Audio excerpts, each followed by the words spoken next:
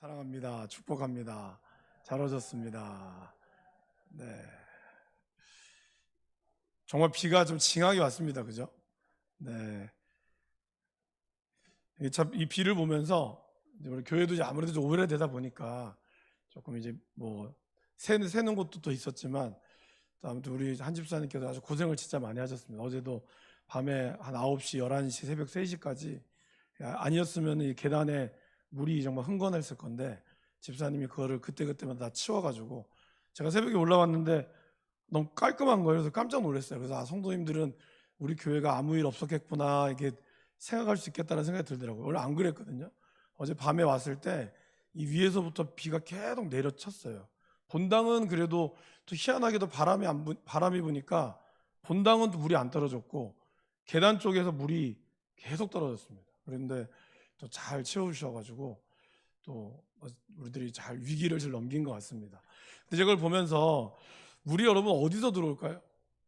우리 교회에서 물이 어떻게 들어올까요? 뭐 대부분 아시겠지만, 그러니까 결국에는 빈틈으로 들어오는 거거든요. 아무 이렇게 큰 데는 몰라요. 그런데 그 뭐 전기공사 이제 여기 전기 안 나오게 끊어놓고 거기를 좀 비워놓으면 거기를 통해서 물이 어떻게 해가지고 이렇게 타고 와요.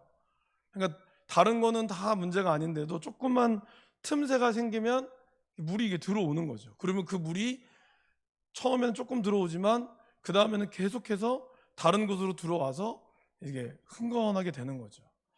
어떻게 보면 우리의 죄도 아주 자그마한 것, 내가 죄라고 느끼지 못했던 그러한 것들이 스멀스멀 들어오다가 나중에는 내가 인식하게 될 때는 굉장히 많은 그런 문제가 생기게 되는 것이죠. 저희 어머니 얘기를 해도 죄송하지만 저희 어머님이 이제 암으로 돌아가셨거든요.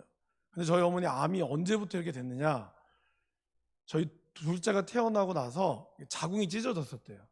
그게 20년 동안 이제 스트레스랑 같이 하면서 암을 키운 거죠.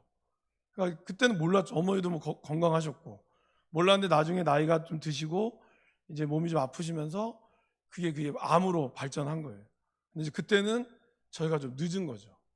그러니까 여러분, 죄라고 하는 것이, 그러니까 사단의 전략 중에 하나는 이게 죄다 이렇게 하면 누가 죄를 짓겠습니까? 그죠? 안 져요. 그러나 때로는 이게 죄인지 아닌지 긴가미근가 하게끔 우리를 헷갈리게 할 때가 있다는 거예요. 그럼 여러분, 이거를 잘 분별하려면 어떻게 해야 될까요? 이게 말씀이 필요한 거예요. 말씀이 그냥 읽는 게 아니라, 그냥 스쳐 읽는 게 아니라 이 말씀이 저와 여러분들의 삶에 인이 박혀야 되는 거예요. 그래서 좀 이게 그 사투리를 쓰면 뭐예요? 쩔어야 돼요. 여러분들이 완전히 말씀에 쩔어 있어야 완전히 내 몸에 말씀이 그냥 하면 찌르면 말씀의 냄새가 나야 된다라는 것입니다. 지난번에는 우리가 지난주는 낭독에 대해서 했었죠. 그래서 말씀을 이왕이면 눈으로 읽은 것도 물론 중요하지만 소리 내어서, 특별히 혼자 계실 때나 뭐 누가 듣는 사람이 없을 때는 혼자 이렇게 읽으시면서, 만약에 뭐 원래 시편은 노래잖아요. 시편 이런 은율도 있고, 그 다음에 어떤 지금 이제 예레미야를 하고 있으니까 예레미야 같으면 여러분들이 또 예레미야가 되어서 이 말 안 듣는 백성들에게 꾸짖는 듯 하나님의 꾸짖는 마음을 들려주시지, 여러분들이 정말 그런 마음으로 하면, 얼마 전에 우리 그 어떤 집사님이 말씀을 낭독한 거를 이제 제가 들었는데 진짜 슬픈 마음이 느껴지는 거예요. 그래서 제가 통화를 한번 했었어요. 정말 이렇게 말씀을 낭독을 참 너무 잘해줘서 감사하다.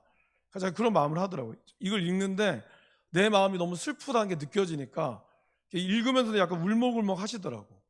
그러니까 여러분, 그러면 이 마음이 나한테 하나님의 마음이 담겨져 오는 거거든요. 그러면은 내가 어떻게 살아가야 될 것인가에 대해서도 우리가 나오게 되는 거죠. 그래서 낭독을 하는 습관들을 여러분들께서, 뭐 한 장이 너무 길면 그 중에 제일 여러분들 마음에 와닿는 거는 입으로 직접 입술로 한번 내밀면서 여러분들이 하면 참 좋지 않을까. 제가 이제 궁극적으로는 우리 교회 성도들이 이 성경을 다 한번 한 절이라도 다 목소리를 녹음해 가지고 66권을 하나 만드는 게 제 꿈이기도 합니다. 일단 가볍게는 잠언부터 하면 어떨까. 그죠? 그 저번에 말씀드렸죠. 제가 재작년에 코로나로 인해서 제가 섬기던 안양제일교회에서 사순절 기간에 제가 1월 달부터 우리 교회 우리 교구 식구들 목소리를 다 녹음을 했어요. 녹음을 해서 사순절 기간에 그 녹음한 목소리를 먼저 틀어드리고 그 다음에 묵상을 했거든요. 좋더라고요. 해보니까.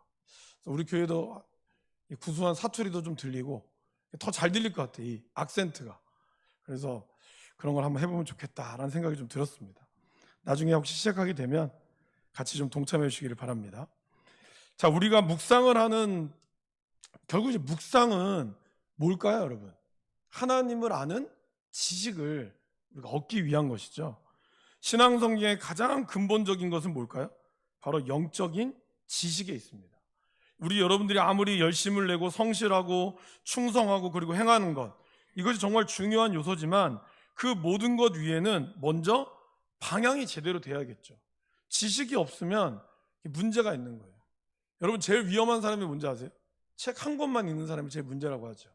왜냐하면 그 사람은 그 책 한 권으로 자기가 이게 전부다인 줄 알고 있거든요. 그러나 지식이라는 것은 그렇게 하나로 알지 못합니다.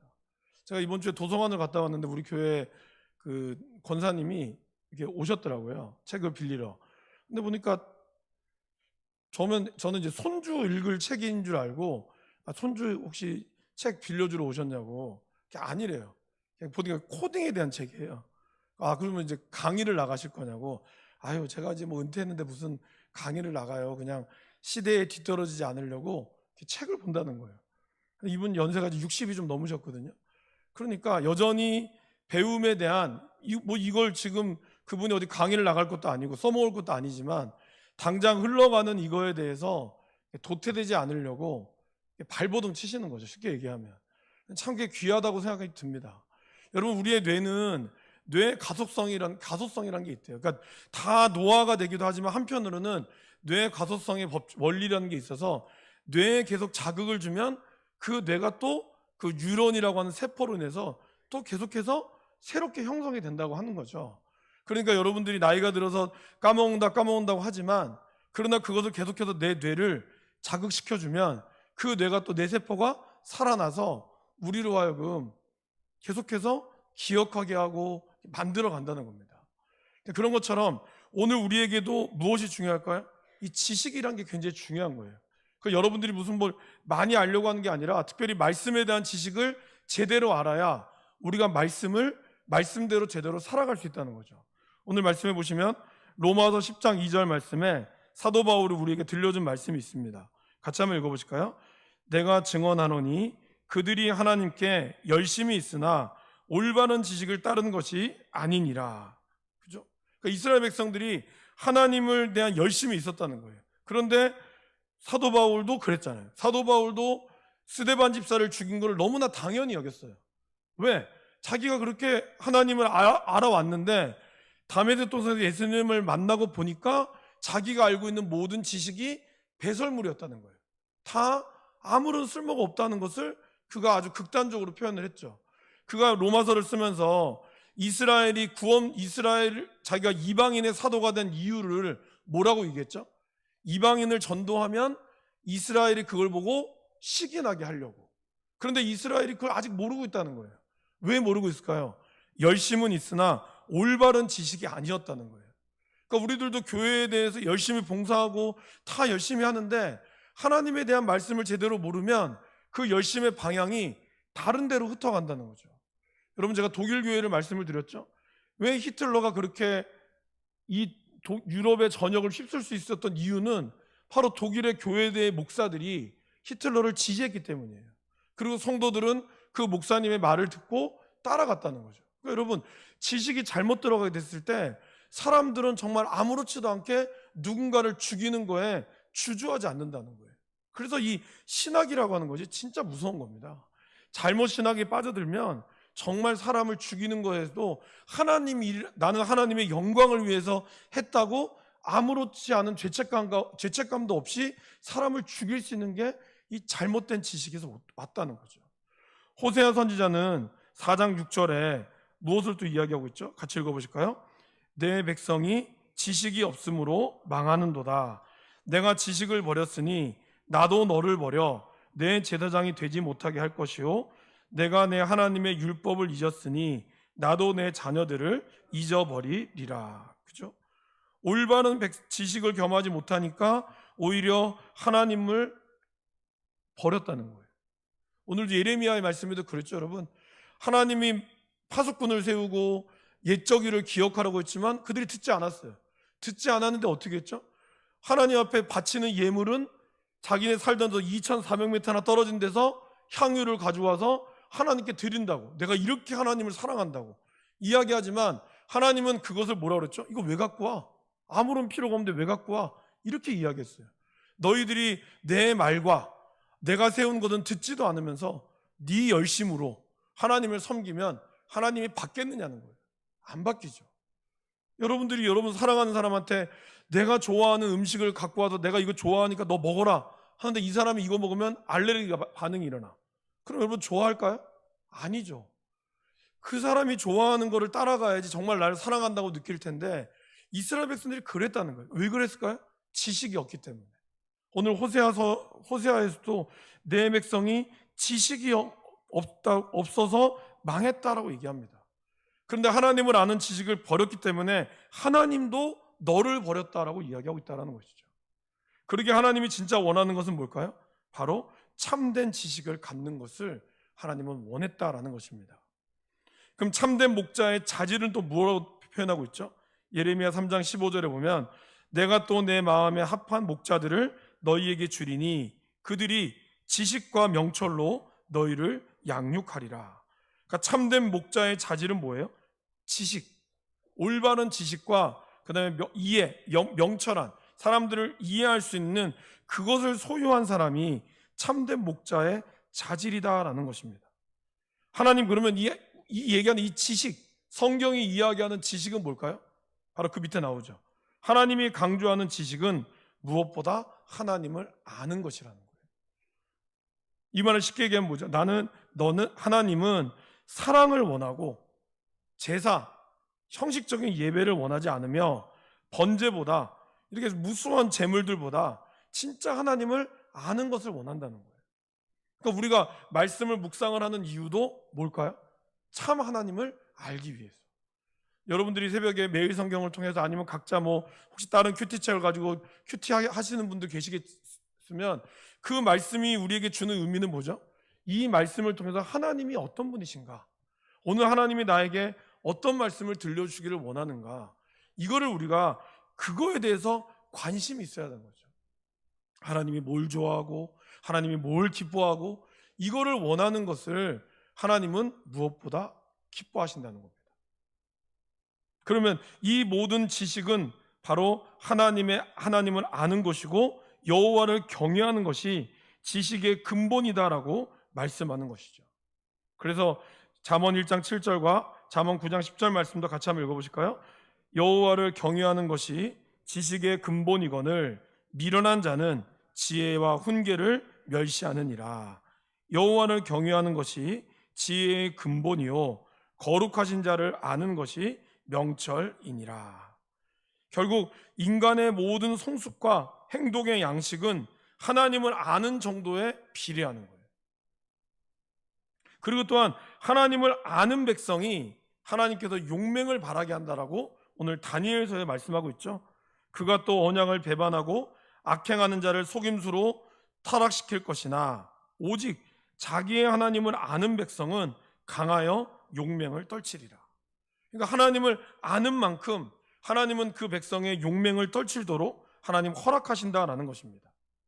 그러기에 우리는 무엇보다 신앙의 진정한 성장을 이루기 위해서는, 그리고 내가 정말 강해지기 위해서는 하나님 말씀을 아는 것을 사모해야 한다는 것이죠. 사도 바울은 에베소서에서 뭐라고 얘기하고 있죠? 우리가 다 하나님의 아들을 믿는 것과 아는 일에 하나가 되어 온전한 사람을 이루어 그리스도의 장성한 분량이 충만한 데까지 이른다라고 이야기합니다. 그러니까 신앙의 성장은 예수님을 내가 믿는 것만으로 그치는 게 아니라 그분을 아는 데에도 힘을 써야 한다라는 것을 이야기를 합니다. 이 아는 것이 우리에게 힘이죠. 그러기에 사실 우리나라도 그러기 때문에 우리 민족도 누구보다 교육열이 뛰어나죠.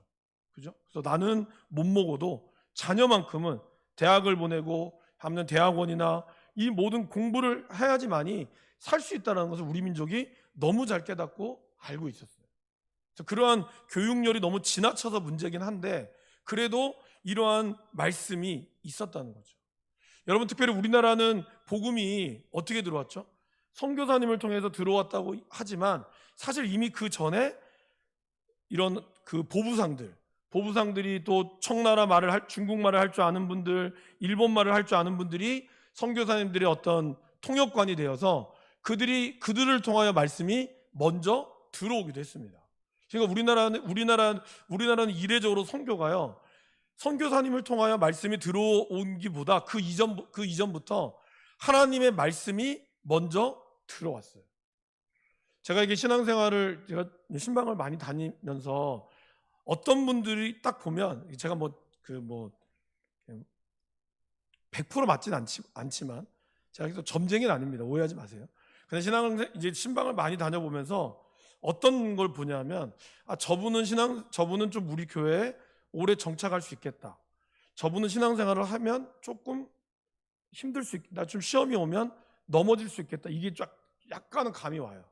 근데 그분들 중에 왜 제가 어떤 거를 보고 판단하냐면 이분이 하나님의 말씀을 꾸준히 보는 분들이 있어요. 그런 분들은 잘 흔들리지 않아요. 어려움이 없지 않아요. 어려움은 다 와요. 특별히 새가족 분들이 처음에 신앙생활 하다가 참 뜨겁다가 꼬꾸러질 때가 대부분 올 때가 있거든요. 근데 그때에도 주변에 어떤 분이 있느냐, 그러니까 주변에 정말 믿음 좋은 우리 주변에 집사님이나 권사님, 장로님이 계시면 어려워도 사실 이분이 버텨낼 수 있는 힘이 있어요. 근데 그런 분이 없이 그냥 오는 분들은 넘어질 확률이 많고 또 체험을 좋아하는 분들이 있어요. 그래서 자기의 체험으로 신앙생활 하신 분들은 오래 가지만 넘어질 때 확 넘어져요. 그런데 이러지 않는 분들이 오래 버티는 분들이 어떤 분이냐면 말씀을 읽는 분들이 오래 버텨요. 그건 거의 확실합니다. 제가 많이 보니까 말씀을 그래도 어쨌든 접하시는 분들이 새가족들이 말씀을 읽기 쉽지 않거든요. 근데 그 말씀을 꾸준하게 어쨌든 따라가는 분들은 그래도 오래 버티고 나중에 뭔가 딱 흔히 얘기하는 우리가 좀 하나님 만날 때 이분이 확 성장을 해요. 근데 말씀을 읽지 않고 그냥 교회에 이렇게 그냥 예배만 오시다가 물론 봉사활동 하면서도 잘하지만 이런 위기 가운데 왔을 때 이분이 말씀을 읽느냐 안 읽느냐가 이분의 어떤 신앙의 정도를 좀 보더라고요. 그러면 말씀이라는 게 그냥 아무것도 아닌 것 같지만 굉장히 중요합니다. 특별히 이 말씀을 아는 이 지식, 이것이 정말 중요하다는 거죠. 이거는 제 말이 아니라 하나님도 그렇게 말씀하셨다는 거죠. 우리 베드로후서 3장 18절 말씀도 한번 같이 읽어볼까요? 오직 우리 주 곧 구주 예수 그리스도의 은혜와 그를 아는 지식에서 자라가라. 영광이 이제와 영원한 날까지 그에게 있을지어다. 여기 보시면 어떻게 자라가라고요? 은혜와 지식에서. 그러니까 자라가려면은 하나님께 받은 그 개인적인 은혜도 있어야 되지만 지식이 있어야 같이 자란다는 거예요. 근데 어떤 사람들은 막 하나님이 일어나는 뭔가 신비적인 체험, 기적이 일어나는 그런 체험을 굉장히 좋아하는 분이 있어요. 물론 그거 중요하죠. 근데 이것만 쫓아가다가 말씀이 들어가지 않으면 금방 꼬꾸러집니다. 근데 또 말씀 보고 이 은혜를 또 사모하지 않으면 이분도 율법주의자가 될 확률이 많아요. 그러니까 두 개가 조화를 이루어야 되지만 특별히 하나님이 이제 우리를 통하여 이제는 말씀에 주셨거든요. 이 기록된 성경을 통하여 우리에게 하나님은 은혜를 주십니다. 그러게 우리가 말씀을 잘 읽어나가고 말씀을 듣는 자가 되어야 한다라는 것이죠. 자, 그러면 우리가 하나님을 알게 되는 것도 그래서 말씀을 통해서 우리는 하나님을 알게 된다는 겁니다. 근데 여러분, 말씀은 뭐죠? 말씀은 신비죠. 사실 이 성경 자체는 한국말로 되어 있기 때문에 한국말을 모르는 분이 없다면 다 말씀을 압니다. 그럼에도 불구하고 왜 어떤 분들은 이 말씀이 정말 나한테 송이꿀처럼 달고 어떤 분들은 왜 말씀을 이해를 못할까요? 그건 신앙생활의 정도에 따라 나올까요? 아닙니다. 10년 신앙생활 하신 분도 말씀을 모르는 분이 있어요. 왜 그럴까요? 근본적으로 말씀은 신비입니다. 신비란 말은 뭘까요? 말씀은 하나님이 자신을 계시해 주지 않으면 우리가 아무리 말씀을 많이 읽는다고 해도 몰라요. 심지어는 목회자라고 해도 하나님의 말씀이 성령께서 우리에게 감동 주지 않으면 아무리 히브리어를 잘 알고 헬라어를 잘 알아도 해석은 할 수 있겠죠. 그냥 이 말씀이 제가 말씀드린 북방이 바벨론이다, 이거는 주석집 보면 나와요. 다 나옵니다. 그거는 제가 여러분들에게 알려주는 말씀이 제가 뭔가 뛰어나서가 아니에요. 주석책 잘 읽으면 해석이 돼 있어요. 그런 주에는 좋은 주석집이나 아니면 영어 성경만 봐도 압니다. 그러나 그거를 넘어서 이 시대를 향한 하나님의 말씀은 그분이 계시해 주지 않으면 몰라요. 그 말은 뭘까요? 성령께서 우리 가운데 깨닫게 해주지 않으면 모르는 거거든요. 그러니까 오늘 제가 여러분들에게 말씀을 통해서 하나님을 안다, 이 말은 우리가 성경을 많이 읽어야 되겠지만, 다음 주에 제가 한번 또 더 자세하게 다루겠지만, 결국 성령의 감동이 우리 가운데 없으면 우리는 말씀을 읽을 수 있으나 이 말씀으로 하나님을 알 수는 없다는 거예요. 그러니까 이 말씀을 알려주는 주체가 누구라고요? 하나님이시라는 거예요. 이걸 잊으시면 안 돼요, 여러분. 여러분들이 성경을 천독하고 백독해도 하나님께서 여러분들의 마음문을 열어주지 않고 하나님의 말씀의 계시를 막아버리면 여러분 아무리 말씀 읽어도 모릅니다. 그건 굉장히 중요한 문제입니다. 그러기에 우리는 말씀을 읽을 때 뭐가 필요할까요? 하나님의 은혜가 우리 가운데 임하도록, 성령께서 우리 가운데 임하도록 우리는 기도하고 겸손히 그분 앞에 하나님의 음성을 듣기를 사모해야 한다는 거죠. 그거를 전제로 했을 때 오늘 이 문장을 읽어야 한다는 거죠. 우리는 말씀 묵상을 통해서 하나님을 알아갑니다. 말씀 속에서 하나님을 경험하고 만나고 또 맛볼 수 있습니다. 말씀 속에서 하나님과 교제하고 하나님께 경배하고, 그리고 그 말씀의 묵상을 통하여 저와 여러분들이 하나님이 너무 기뻐서 춤을 출 수 있어야 한다는 것이죠. 그래서 말씀의 묵상은 하나님을 믿는 차원에서 아는 차원으로 우리를 끌어올려주는 거죠. 그러니까 처음에 믿을 때는 그냥 믿죠. 그냥 믿잖아요. 일단 권사님들이나 집사님, 전도하신 분들이 잘 모를 때는 일단 목사님 말씀을 들으면 그냥 믿으라고, 이해되지 않아도 믿으면 나중에 깨닫게 된다고. 그죠? 맞습니다. 처음부터 다 알 수는 없어요. 우리가 믿음으로 시작하는 거죠. 그러나 이 믿음의 차원이 여러분들이 말씀을 읽고 그 말씀의 의미를 깨닫기를 여러분들이 사모하면 하나님이 우리에게 깨닫게 해줄까요? 안 깨닫게 해줄까요? 깨닫게 해줍니다. 왜? 예레미야 말씀을 통하여 간절히 나를 찾는 자는 나를 만날 것이라고 하나님께서 약속하셨기 때문에. 그러나 그거를 우리가 믿는 차원에서 아는 차원으로 넘어가는 것, 이것이 말씀 묵상이 우리에게 중요한 이유라는 거죠.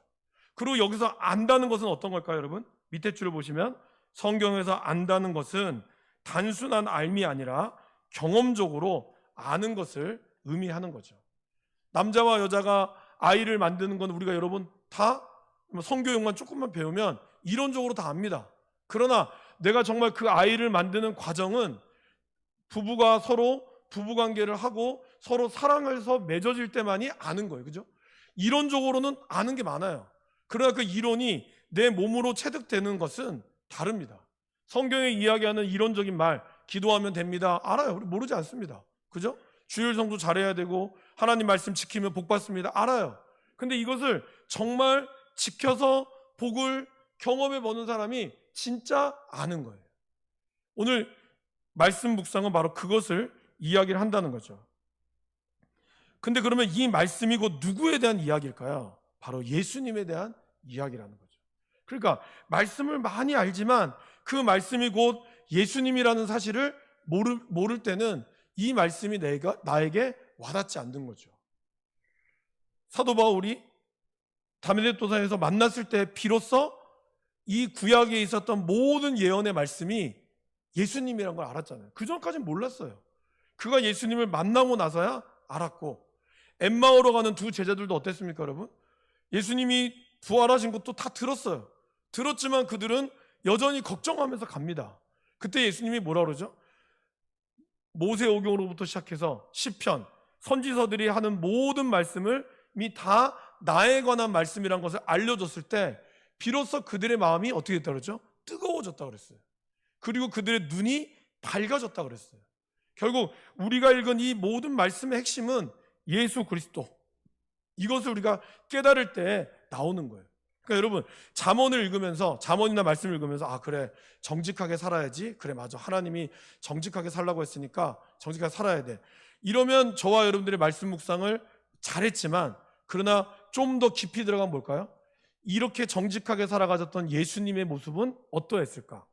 예수님은 정직하지 못한 나를 위하여 이 땅에 오셔서 돌아가셨구나. 이것까지 우리가 깊이 들어가면 그냥 단순히 정직하게 살아야지라고 하면 이건 윤리예요. 도덕이에요, 도덕. 아, 그래. 정직한 삶을 사는 것이 예수 믿는 사람의 삶이구나. 그런데 더 깊이 들어가면 정직하게 살았던 예수님의 삶까지 우리가 묵상해 낼 수 있으면 그거는 도덕을 뛰어넘는 거예요. 그리고 그때부터 내가 예수님이라면 어떻게 했을까까지 나아가게 됐을 때 이 말씀의 묵상이 저와 여러분들에게 더 깊이 들어가게 되는 거죠.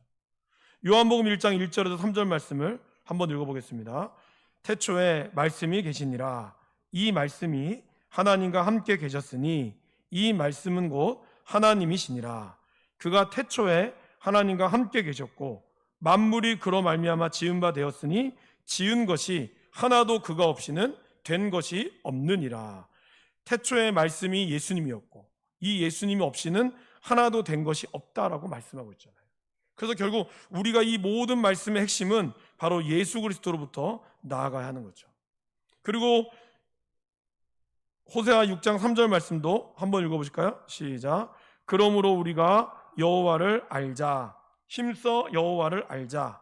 그의 나타나심은 새벽빛같이 어김없나니 비와 같이 땅을 적시는 늦은 비와 같이 우리에게 임하시리라 하니라.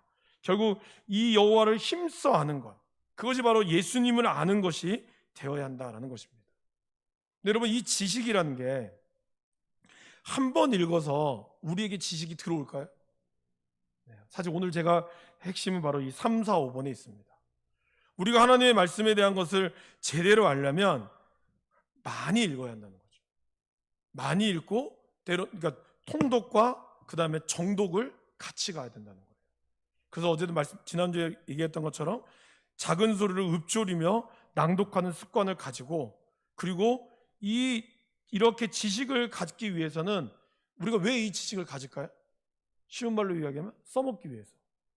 여러분, 대학 나왔는데 물론 뭐 대학 전공대로 안 하신 분들 대부분 많지만 결국에는 우리가 그 학교를 나오고 학위를 따고 또 여러분들이 기술을 배우고 했던 게 뭐예요? 기술을 배워서 써먹으려고 하는 거잖아요. 페인트 칠 배웠으면 페인트 칠해서 내가 그걸로 뭐 먹고 살든지 아니면 남을 돕는 데 쓰려고 내가 배운 거지, 그냥 이거 배웠다고 남한테 나 이거 배웠다? 이렇게 자랑하려고 하는 거 아니잖아요. 그것을 뭔가 써먹어야 되는 것처럼 하나님이 저와 여러분들에게 이렇게 지식을 계속해서 알기를 원한다라고 하는 이유는 뭘까요? 그거 가지고 이 땅 가운데서 써먹으려고.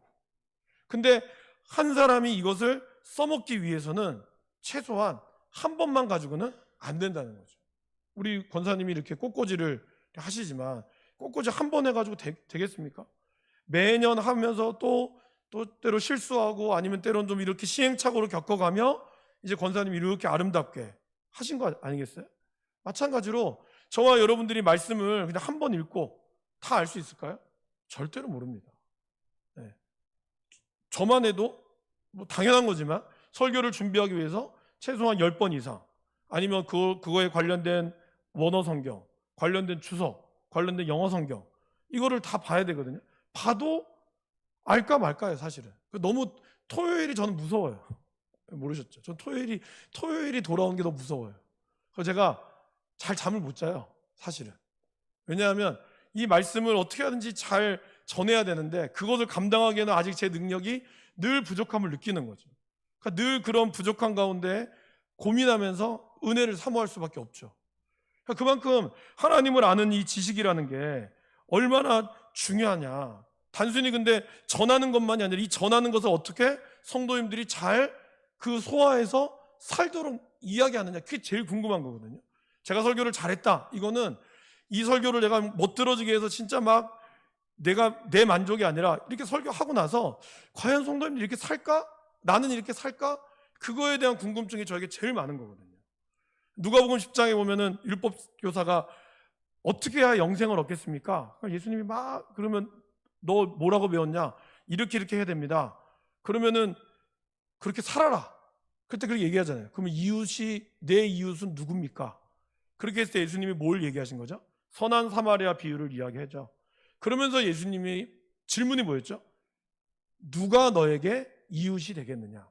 그러니까 그 사람의 질문은 내 편은 누굽니까? 했는데 예수님의 질문은 바꾸셨죠. 지금 이런 상황에서 이웃 진짜 누가 네가 이웃이 될 수 있겠느냐? 이거의 질문이었거든요. 근데 이 말씀의 핵심은 뭐죠?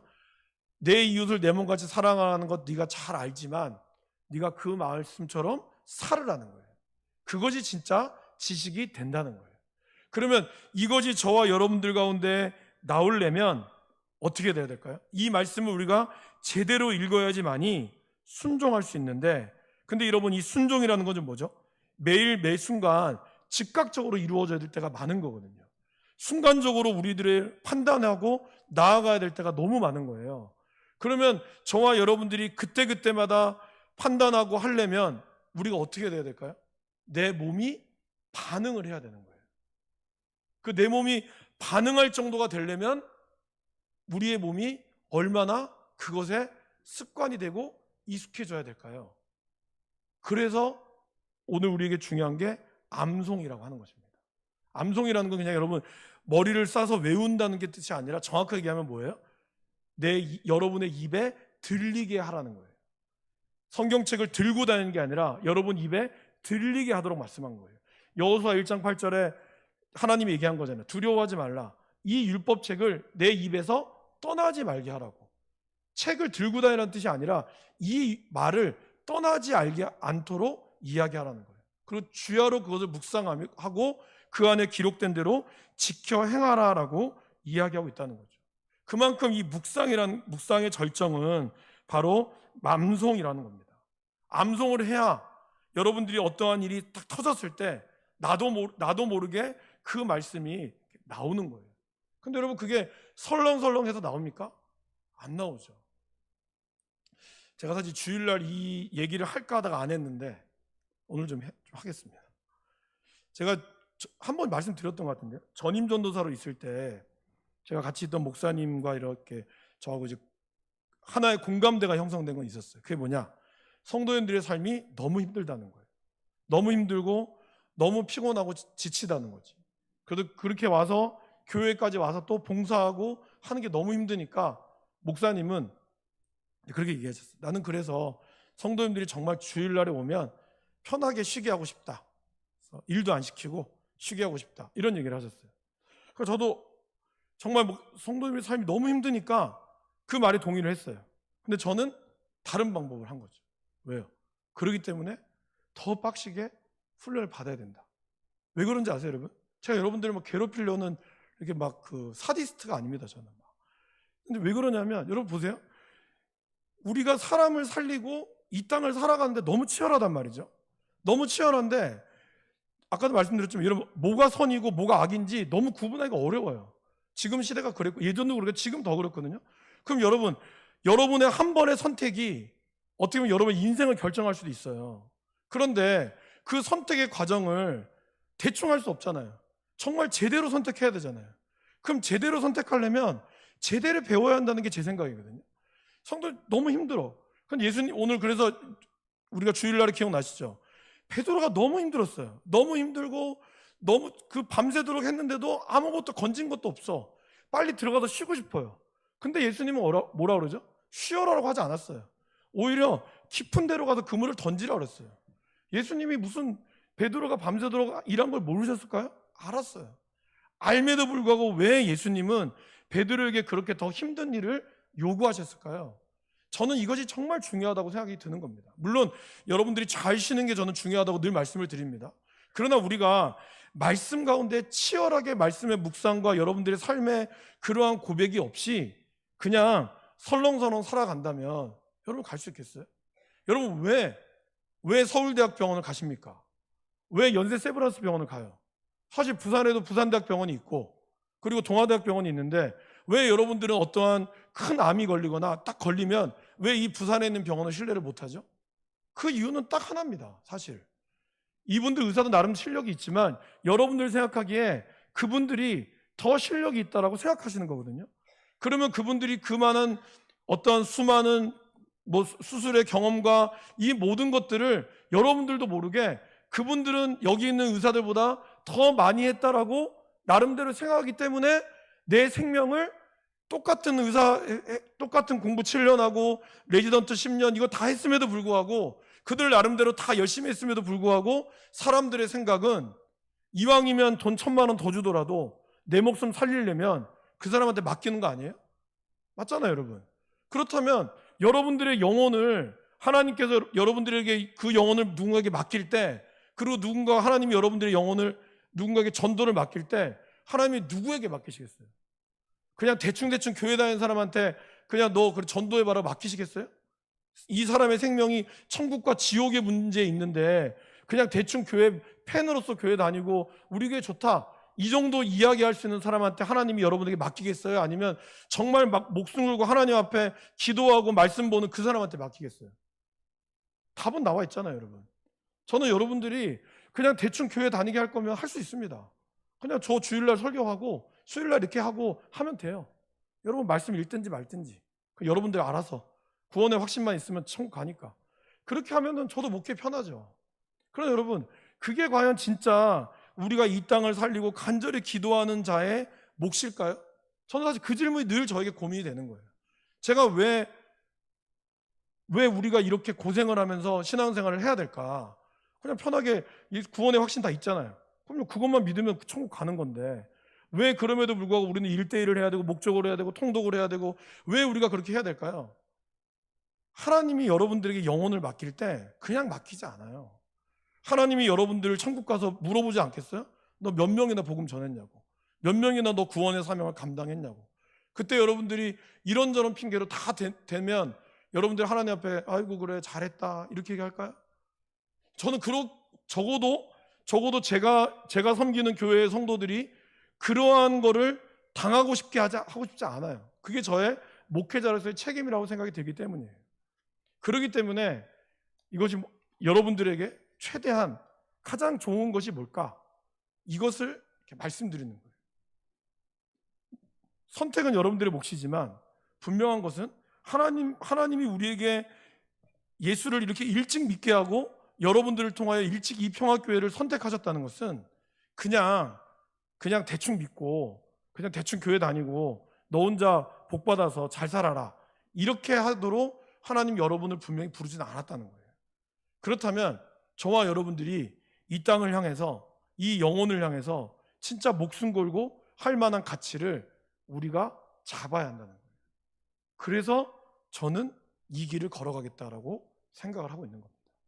이것이 오늘 이 말씀의 암송과도 사실 연결이 되어 있습니다. 왜냐하면 암송을 한 번만에 읽는 사람은 아무도 없습니다. 여러분 유대인들이 남자 13살, 여자 12살에 성인식을 하는 거 알고 계시죠? 그때는 성인식 그때거든요. 이때 성인식 하면 뭘 할까요? 모세오경을 외웁니다. 모세오경이 몇 절이냐면 약 5,200절 정도 된다고 해요. 그거를 3년 전부터 이제 성인식이 되는 여자들은 9살, 남자들은 10살부터 집에서 말씀을 암송을 시킨다고 해요. 그러면 창세기를 외우는데 1년이 걸린다고 합니다. 보통 평균적으로. 근데 이제 좋은 거는 뭐냐면 이게 암송이라는 것도 해보셔서 알겠지만 하나 암송이 잘 되잖아요. 그럼 그 다음 암송도 좀 잘 돼요. 쉬워요. 처음만 어렵지 처음이 좀 지나면 암송이 쉽거든요. 그러니까 원래는 한 8년에서 9년이 걸린대요. 보통 모세오경을 외우는데 유대인들이. 그런데 아이들이기 때문에 이렇게 해서 하다 보면 거의 3년쯤 되다 보면은 모세오경 5,285절 정도를 다 외운다고 합니다. 그러면 이제 이 아이들이 성인식이 되는 날 사람들 앞에서 이 모세오경을 암송을 한다고 하죠. 그러면 그것을 축복하면서 네가 진짜 성인이 되었구나 라고 해서 가족들이 모아둔 돈, 약 우리나라 돈으로 5천만 원 정도를 이 아이한테 준대요.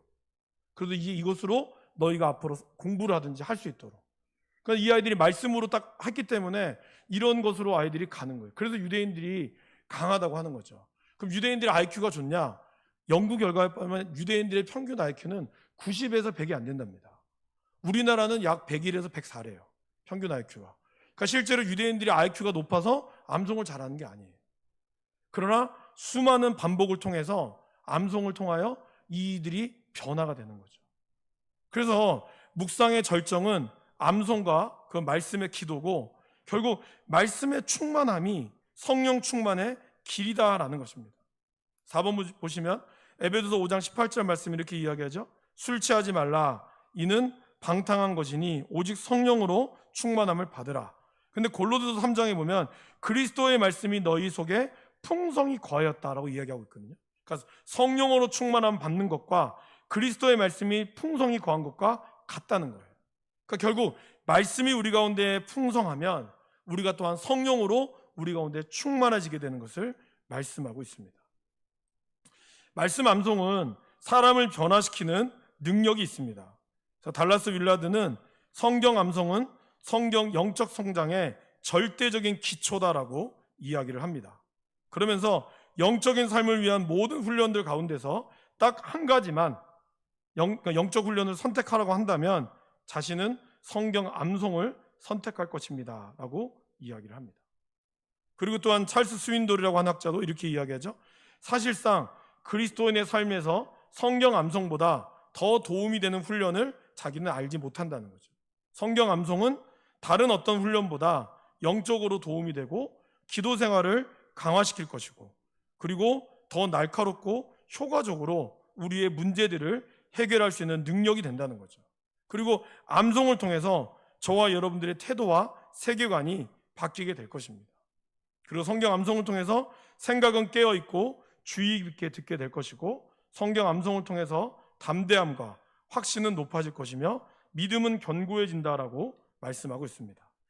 마지막 다음 페이지 보시면, 그럼 우리가 성경 암송을 어떻게 할 수 있을까? 나는 나이도 많고 머리가 다 굳었어요 라고 이야기하시는 분들이 많죠? 많습니다. 그런데 끊임없는 반복만이 결국 영적 성장의 비결입니다. 반복은, 같이 한번 읽어보실까요? 반복은 사고가 향하도록 규칙적으로 이끌어 주어 사고의 습관을 심어줍니다. 우리는 반복 낭송이라는 옛 학습 방법을 경시할 것입니다. 그러나 반복되고 있는 것이 무엇인지 모르고 그저 반복만 하는 것도 내적으로 사고에 큰 영향을 끼친다는 사실을 알아야 합니다. 뿌리 박힌 사고 습관은 오직 반복에 의해서만 형성됩니다. 그래서 결국은 행동을 변화시킵니다. 이것이 수많은 영성 훈련들에서 반복을 강조하는 이유입니다. 그래서 우리는 끊임없이 말씀을 읽고, 그리고 반복하고, 또다시 읽고 또다시 오면서 이 말씀이 나의 삶을 이끌어갈 수 있도록 하는 것이죠. 그것이 우리의 영적인 성장 가운데 나오는 거고, 여러분 원래 성경 자체도 반복이 많죠. 마태복음에서 요한복음까지 보면 공관복음 안에도 반복이 많고요. 그리고 성경을 쭉 읽어보시면 특별히 선지서 부분에서는 같은 시대에 쓰여졌던 선지자들의 반복이 굉장히 많습니다. 시편도 마찬가지고요. 결국 성경은 계속해서 반복해요. 신명기에서 신이 무슨 신자일까요? 새로운 신이 아니죠. 다시 신입니다, 여러분. 네. 신명기는 출애굽에서 했던 율법의 말씀을 다시 말씀하시는 거예요. 그러니까 하나님은 다시 반복을 통해서 백성들로 하여금 들려줬다는 거죠.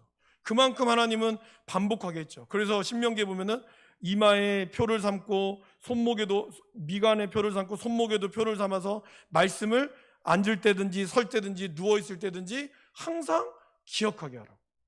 왜? 우리의 사고는 사단의 아담과 하와의 죄로 인해서 끊임없이 죄된 방향으로 흘러가게 돼 있거든요.